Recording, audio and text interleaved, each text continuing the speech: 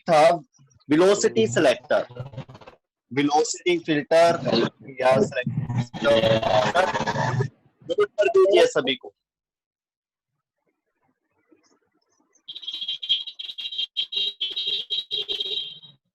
Lalit sir,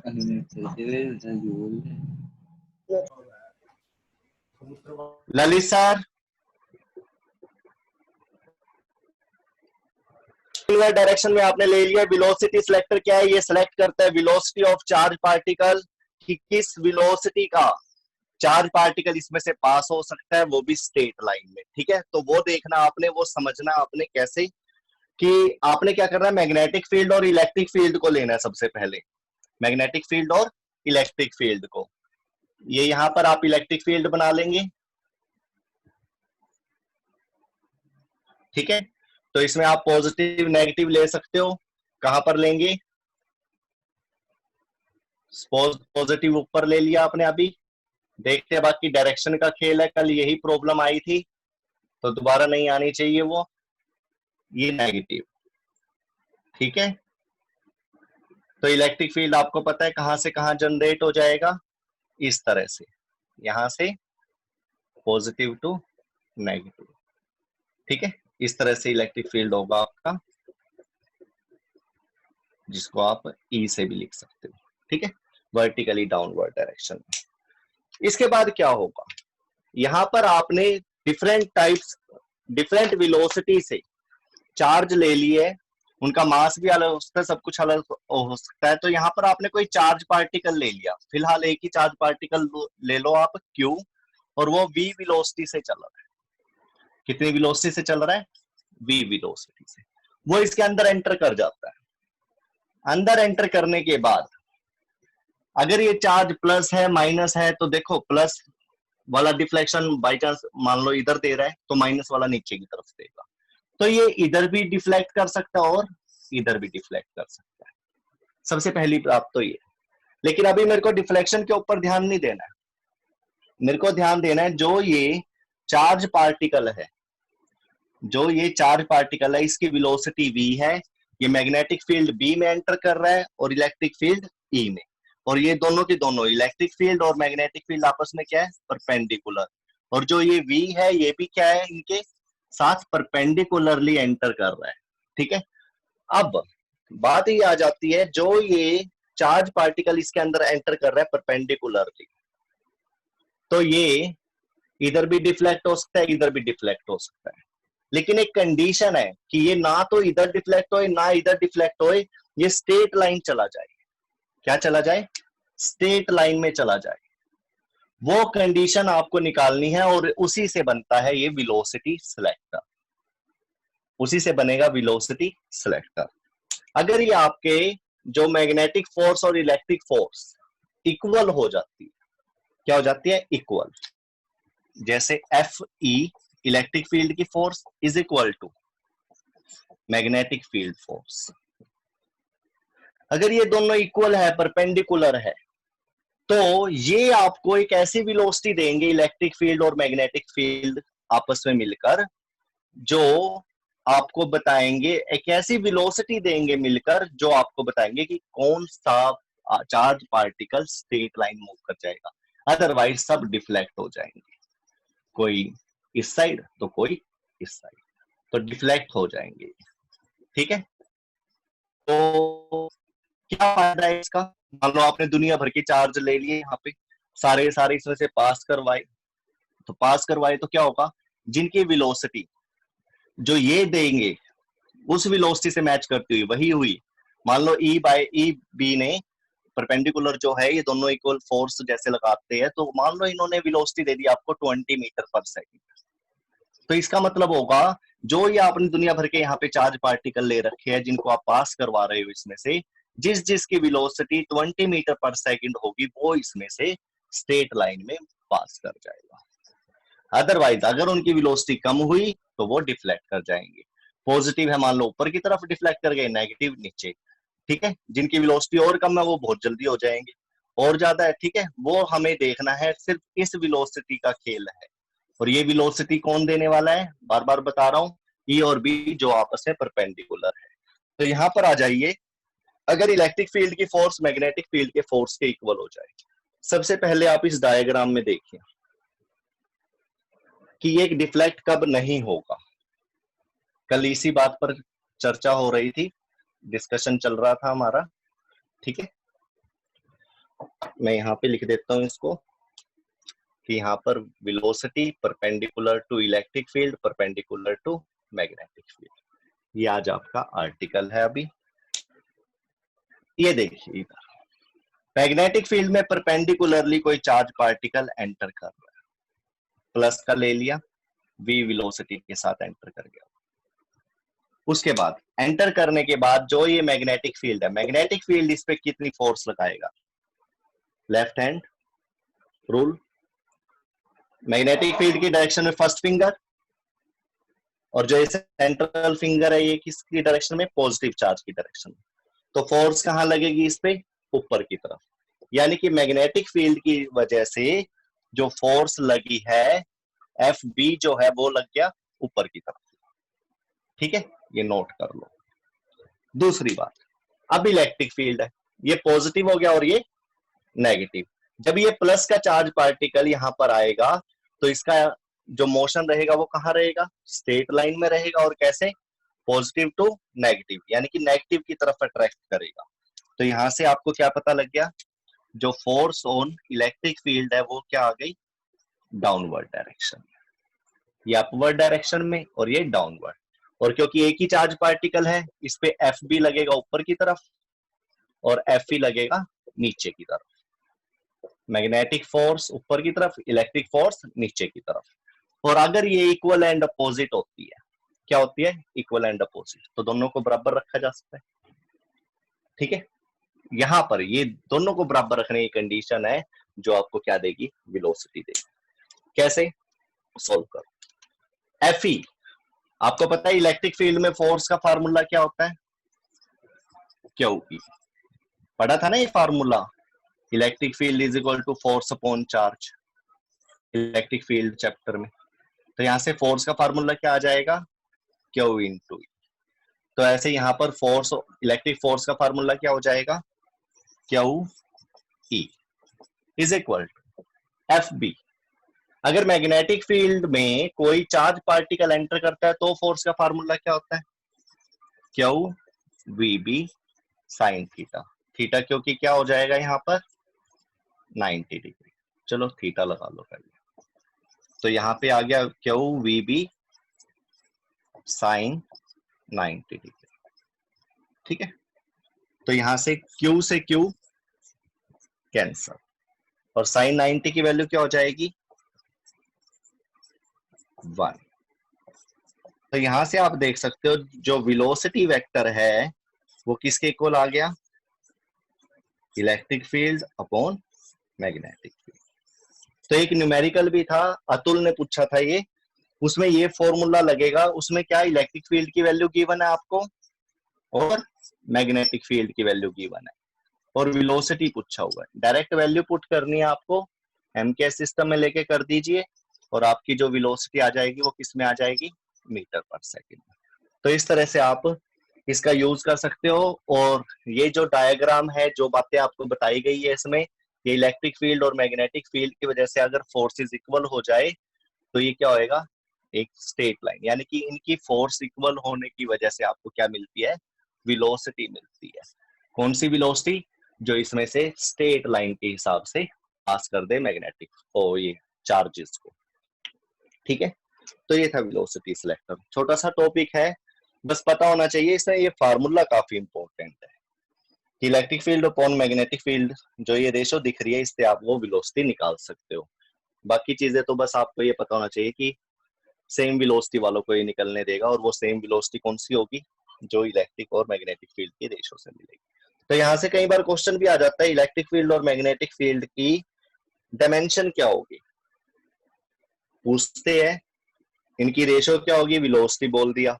कई बार पूछ लेते हैं बी बाई ई रेशो क्या होगी, तो आप बोलोगे रेसिप्रोकल ऑफ वेलोसिटी, ठीक है। कई बार इनकी डायमेंशन को एक्सप्रेस करने के लिए दे देता है, कई बार इसकी डायमेंशन को एक्सप्रेस करने के लिए देता है। इसकी डायमेंशन क्या आएगी, वेलोसिटी की LT-1 होती है, इसकी क्या हो जाएगी L-1t। यहाँ पर इलेक्ट्रिक फील्ड और मैग्नेटिक फील्ड फार्मूला लगाकर आप क्या कर सकते हो, सबकी डायमेंशन पुट करिए, कट करिए, आपको क्या मिल जाएगी, वेलोसिटी की dimension.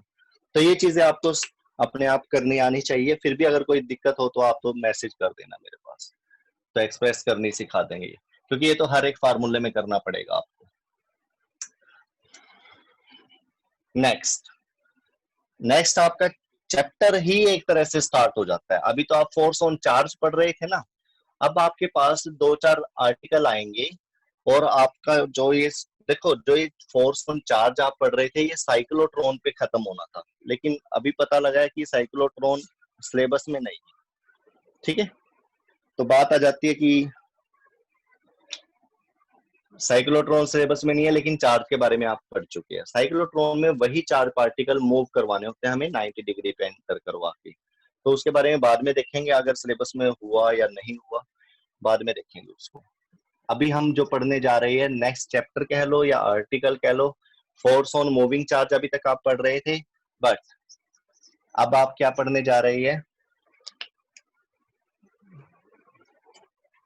Force on current carrying conductor, short में लिख लेते हैं force on conductor in magnetic field. सही तरह से तो जो ये मैग्नेटिक फील्ड है ये यूनिफॉर्म है, और जो ये कंडक्टर है ये करंट कैरिंग कंडक्टर है। ठीक है, तो ये है आपका article, force on current carrying conductor when placed in uniform magnetic field. पूरा आर्टिकल ये है। अब पूरे आर्टिकल की हेल्प से आपका डायग्राम बनेगा। यहाँ पर कैसा डायग्राम बनेगा, first of all you have to draw uniform magnetic field. क्या बनाना है, यूनिफॉर्म मैग्नेटिक फील्ड। तो ये यूनिफॉर्म मैग्नेटिक फील्ड आपने ड्रॉ कर दिया। इसके बाद इसके अंदर आपको एक कंडक्टर बनाना है, कंडक्टर को प्लेस करना है। कंडक्टर कैसा होता है, चलो ऐसे ले लेते हैं हम।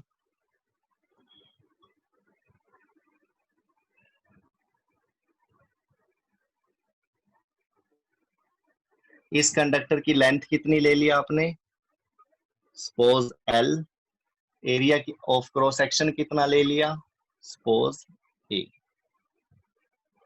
ठीक है, एरिया ऑफ क्रॉस सेक्शन। इसके दो एंड बना दिए, एक को X ले लिया और एक को Y, और उसके बाद करंट इसमें से फ्लो करवाइए। सपोज करंट आपने फ्लो करवा दिया X to Y। ठीक है, X to Y।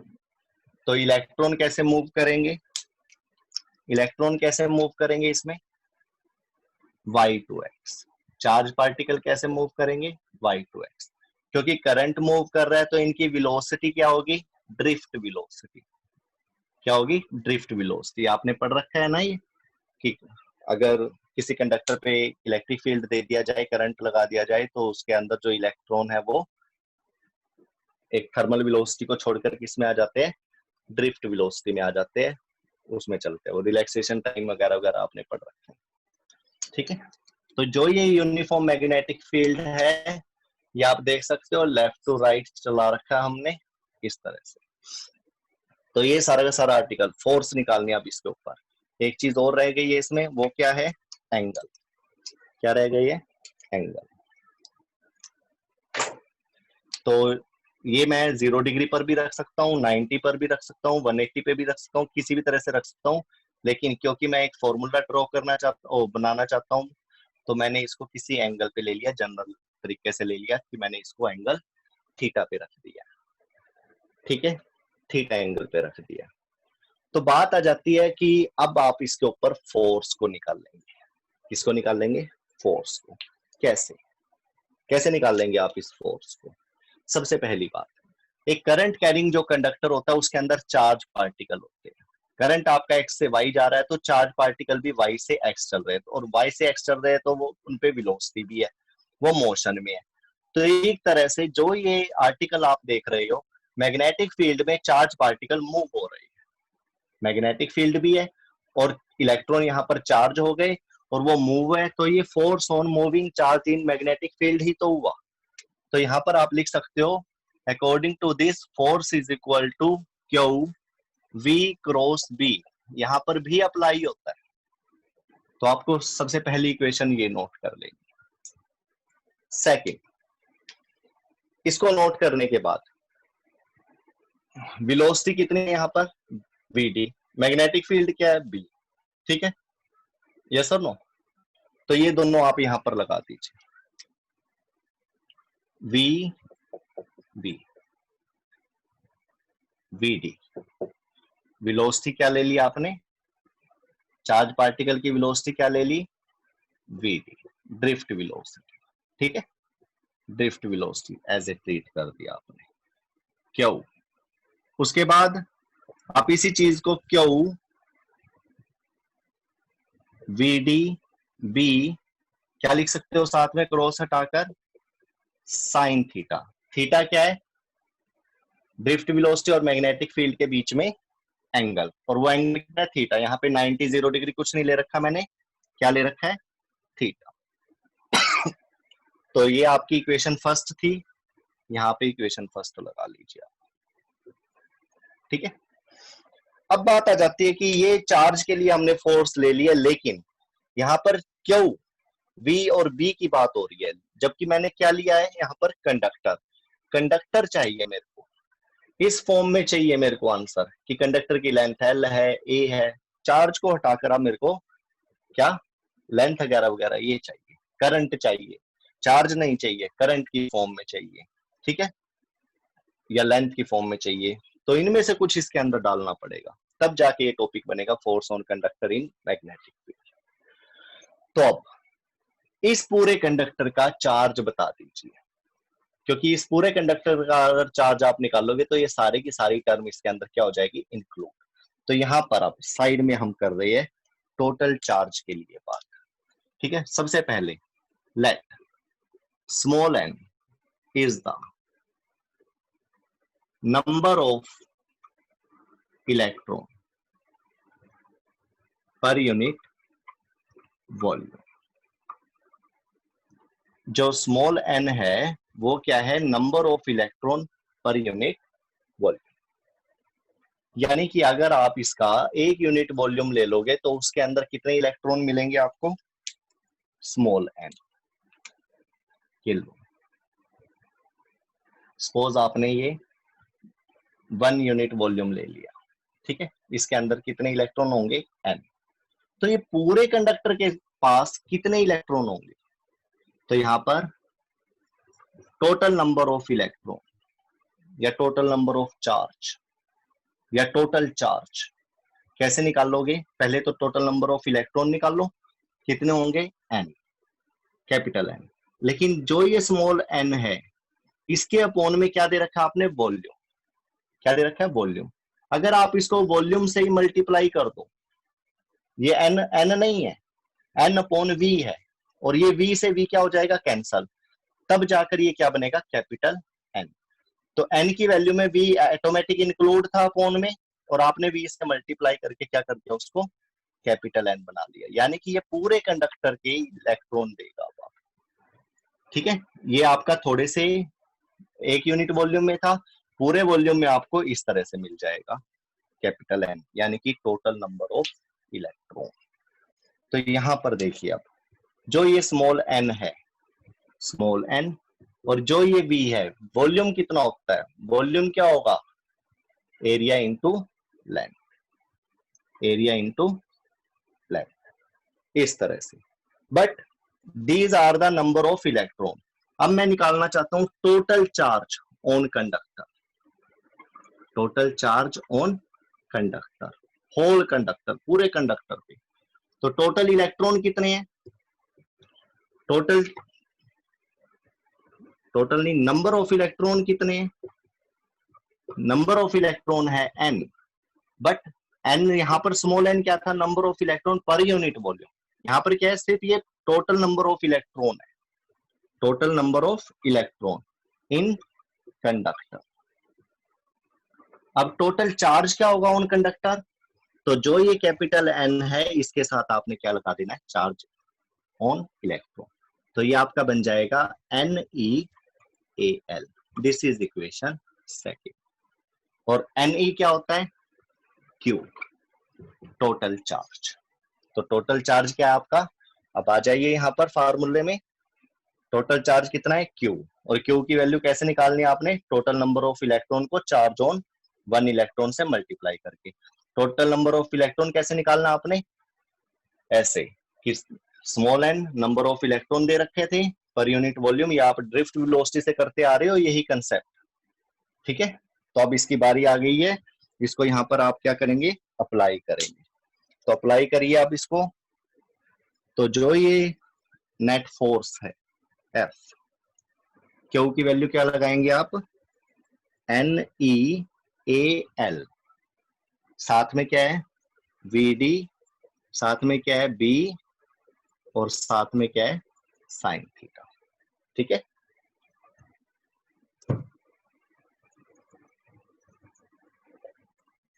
Put equation 2 in 1, ये कर दिया आपने, ये अप्लाई कर रहे।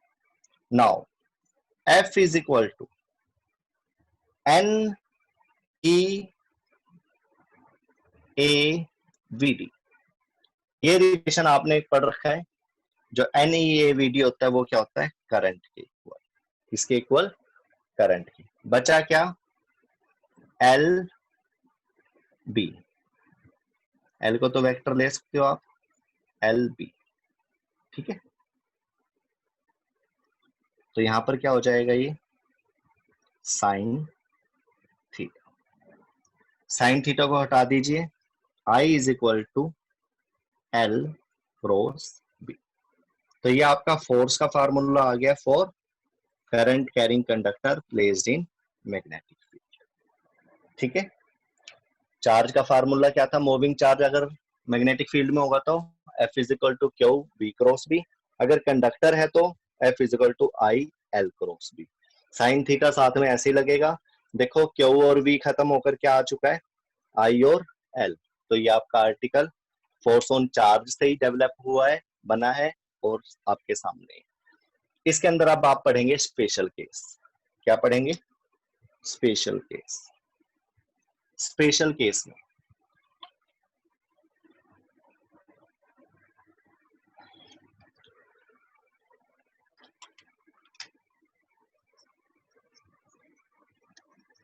स्पेशल केसेस, स्पेशल केसेस में सबसे पहले if theta is equal to 0 degree और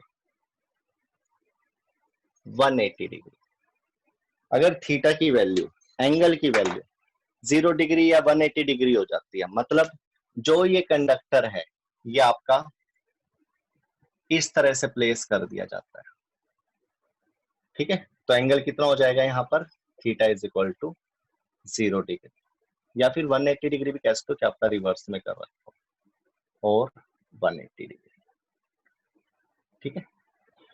तो क्या होगा, you know very well, force का फार्मूला क्या है, आई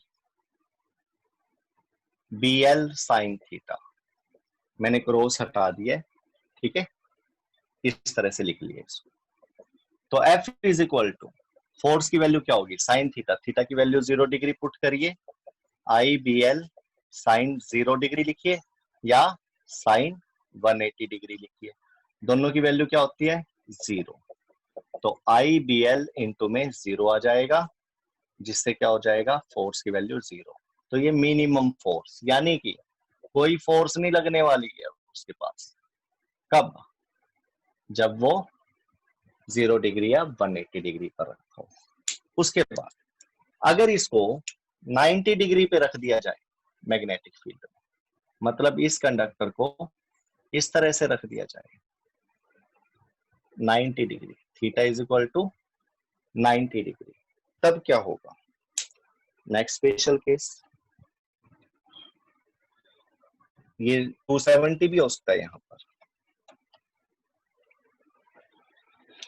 तो यहाँ पर क्या करेंगे, ये केस फर्स्ट था, now case second, F is equal to I B L sine theta, theta की वैल्यू क्या, अब 90 डिग्री और 270 डिग्री भी रख सकते हो, ठीक है। तो F is equal to I B L sine 90 sine 90 degree कितना होता है 1। तो एफ का फार्मूला या एफ की वैल्यू आएगी IPL। यानी कि आपको पता है जो साइन की वैल्यू होती है वो सबसे ज्यादा वैल्यू कितनी होती है, साइन थीटा की सबसे मैक्सिमम वैल्यू कितनी होती है +1। और +1 ही आपको किस में मिल चुका है 90 से, बाकी सब +1 से लेस होती है, लेस देन +1। और आपको पता है अगर 1 से के कम से किसी को मल्टीप्लाई करा जाए तो वो सारी क्वांटिटी को कम कर देती है। जैसे आपके पास 100 रुपीज है, अगर 1 से कम यानी कि 1/2 से अगर आपने इसको मल्टीप्लाई कर दिया तो ये 50 रह जाता है। ये कंसेप्ट पता है आपको? 1 से अगर मल्टीप्लाई करते हैं तो सेम रहती है चीज, 1 से कम से अगर मल्टीप्लाई करे जाए तो उस चीज को कम कम हो जाती है वो। और अगर 1 से ज्यादा से मल्टीप्लाई करोगे, ठीक है, जैसे 1.1 से करोगे, 1.2 से करोगे मल्टीप्लाई, ठीक है, तो ये 100 को ज्यादा बना देगा, 100 प्लस बनेगा, ये कुछ 100 से ज्यादा हो जाएगा। लेकिन अगर इस 100 को आपने 1 से कम से मान लो 0.9 से 0.8 से इस तरह से मल्टीप्लाई करा तो ये 100 से कम हो जाता है। ये चीजें आपको पता होनी चाहिए। तो यहाँ पर जो मैक्सिमम वैल्यू होगी फोर्स की वो कब मिलेगी आपको, जब थीटा की वैल्यू 90 डिग्री या 270 होगी, मतलब 1 होगी। ठीक है, तो साइन थीटा 1 में आपको फोर्स की वैल्यू मैक्सिमम मिल जाएगी। तो ये था आज के लिए आपका टॉपिक। इसके बाद नेक्स्ट आर्टिकल,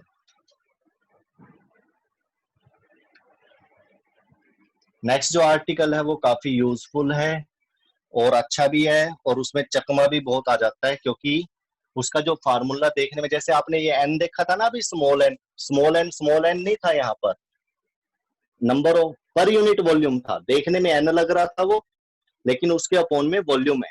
ठीक है, तो यहाँ पर आपका जो आर्टिकल चल रहा है वो चल रहा है force due to two current carrying parallel conductors. सबसे पहले मैं डायग्राम ही बना देता हूं।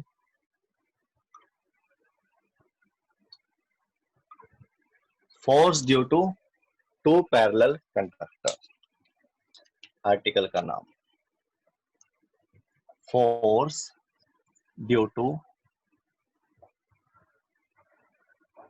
करंट कैरिंग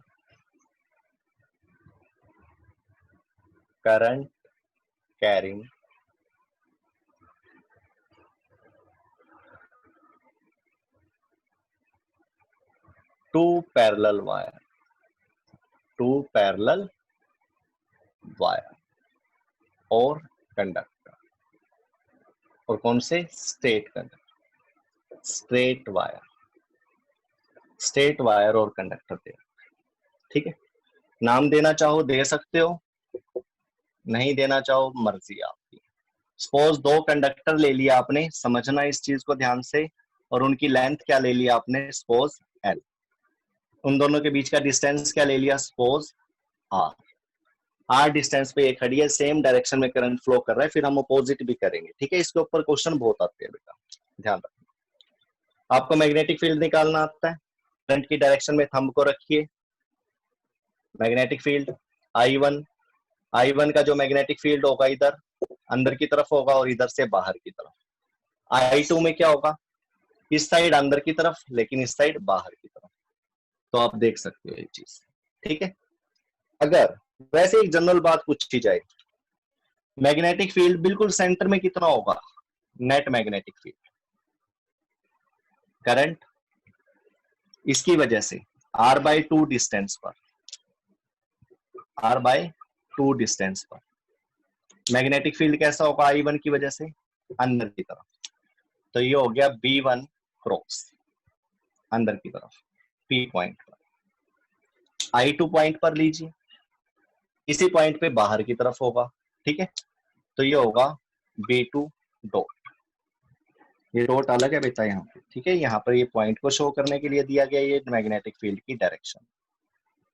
दूसरी बात, अगर I1 और I2 सेम हो जाए तो मैग्नेटिक फील्ड भी क्या होंगे, सेम हो जाएंगे। ठीक है,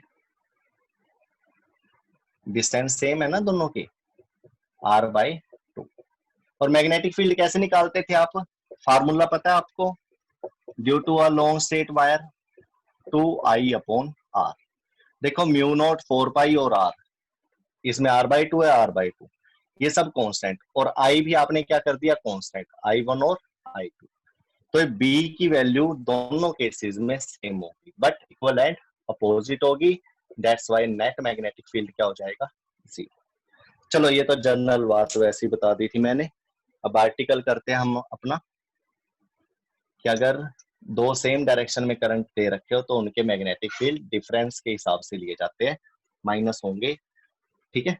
अपोजिट होते तो प्लस हो जाते, क्योंकि दोनों मैग्नेटिक फील्ड की डायरेक्शन क्या होती, अंदर की तरफ। मान लो ये उल्टा कर दो आप इसको, तो यहाँ से अंदर, इसका भी अंदर चला जाता, तो दोनों मैग्नेटिक फील्ड प्लस हो जाते। मैंने बताया था मैग्नेटिक फील्ड वेक्टर फॉर्म के हिसाब से क्या होते हैं, ऐड होते हैं।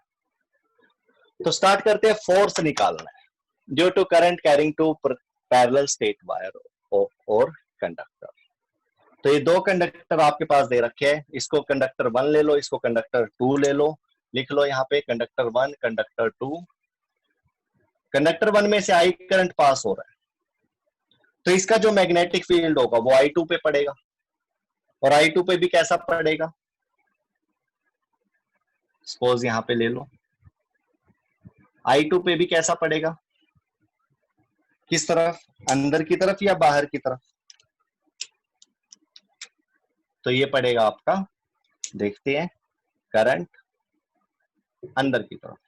तो यहां पर आप मैग्नेटिक फील्ड लिखिए, जो ये मैग्नेटिक फील्ड है ये आपका अंदर की तरफ आएगा, क्योंकि ये I1 की वजह से मैग्नेटिक फील्ड आया हुआ है तो B1, लेकिन कौन सी वायर पर आया हुआ है, 2 वायर पर आया हुआ है, करंट कौन सा है, I2। तो B1 और I2 आपको मिल गए यहाँ पर। यहाँ पर आप लेफ्ट हैंड रूल लीजिए, B1 कहां पर है, फर्स्ट फिंगर अंदर की तरफ, करंट कहां है, ऊपर की तरफ, तो फोर्स कहां होगी, राइट टू लेफ्ट। तो यहां से आप देख सकते हो कि फोर्स इस तरफ लगेगी, इस फोर्स को क्या बोलेंगे, ये क्योंकि कंडक्टर सेकंड पे है, F2 लिखेंगे इसको, आप क्या लिखेंगे, F2। F2 की वैल्यू कैसे निकाल सकते हो आप, ये दोनों कैसे है, करंट I2 और B1, I2 देखो नीचे से ऊपर वर्टिकली अपवर्ड और मैग्नेटिक फील्ड अंदर की तरफ, तो ऐसे ले लेते हैं, करंट ऊपर की तरफ और B1 अंदर की तरफ, ऐसे दोनों में कितना एंगल होगा, you can see here 90 degree. तो फोर्स का फार्मूला अभी अभी आपने नोट करा था, क्या था, force on a conductor BIL sin theta, यही था ना। तो आप इसी का यूज करिए। यहाँ पर मेरे को F2 चाहिए, तो F2 के लिए कैसे लिखवाओगे आप इसको, F2 is equal to B की जगह पर क्या है यहाँ पर B1, I की जगह पर क्या है यहाँ पर I2, L दोनों में सेम है, ठीक है, ओके। और साथ में क्या है साइन थीटा, थीटा की जगह पर क्या लगाएंगे आप यहाँ पर 90 डिग्री। तो यहां से आ गया आपका F2 upon L is equal to B1 I2 और साइन 90 क्या हो जाएगा 1, तो यहां से आ गया आपका B1 I2। अब यहां पर इसमें देखिए B1 की वैल्यू कितनी होगी, ये B1 की वैल्यू बताइए कितनी होगी। B1 कैसे निकालेंगे आप, मैग्नेटिक फील्ड, ये B1 किसकी वजह से, I1 की वजह से है ना, अंदर की तरफ जा रहा था, ये फार्मूला आपने पहले पढ़ लिया है, ठीक है। Magnetic field due to a long straight infinite wire था ये किसी भी पॉइंट पर, तो यहां से आप B1 निकालिए, B1 क्या होगा, म्यू नॉट और 4 पाई तो कांस्टेंट है, as it is you have to write here 2 B1 किसकी वजह से है, ये B किसकी वजह से, I की वजह से, तो ये B1 किसकी वजह से, इस I1 की वजह से, तो यहाँ पर आपने ये I1 लगाना है, अपॉन R क्या था, यहां से यहां तक का डिस्टेंस, वो भी मैंने क्या ले रखा है, सिंपल R, तो आपने सिंपल R लगा देना। तो this is equation second, this is equation first, put second in one, put second in one. इसमें यही बहुत बड़ा ध्यान रखना है बेटा कि कौन सा करंट किसका मैग्नेटिक फील्ड और किस पे मैग्नेटिक फील्ड, इस करंट से ये मैग्नेटिक फील्ड आया, इसकी वैल्यू आप इसके हिसाब से निकाल लोगे, बट इस मैग्नेटिक फील्ड और करंट की वजह से ये फोर्स आई है जो कि राइट टू लेफ्ट लग रही है, और उसकी वैल्यू देखिए आपके सामने आ गई है F2 upon L is equal to V1 की वैल्यू क्या होगी, mu naught 4 pi 2 I1 upon R, और साथ में क्या है ये I2। तो ये आपकी फोर्स पर यूनिट लेंथ आ गई 2 पे। सिमिलरली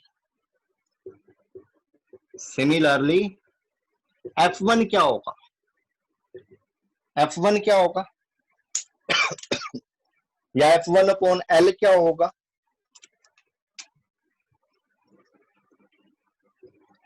यहां पर आ जाइए।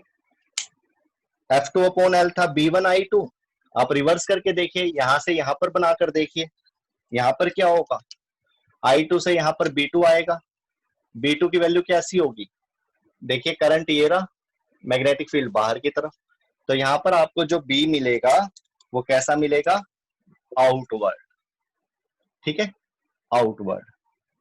तो B की वैल्यू मिलेगी आउटवर्ड,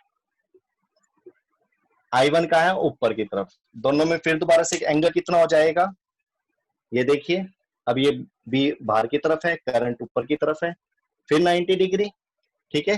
तो लेफ्ट हैंड रूल लगाइए, मैग्नेटिक फील्ड अंदर बाहर की तरफ है अब, और करंट ऊपर की तरफ है, तो फोर्स किस तरफ होगी, लेफ्ट टू राइट। तो यहाँ पे आपकी फोर्स कैसी बनेगी, लेफ्ट टू राइट, और इस फोर्स का नाम क्या होगा, F1। क्या होगा, F1।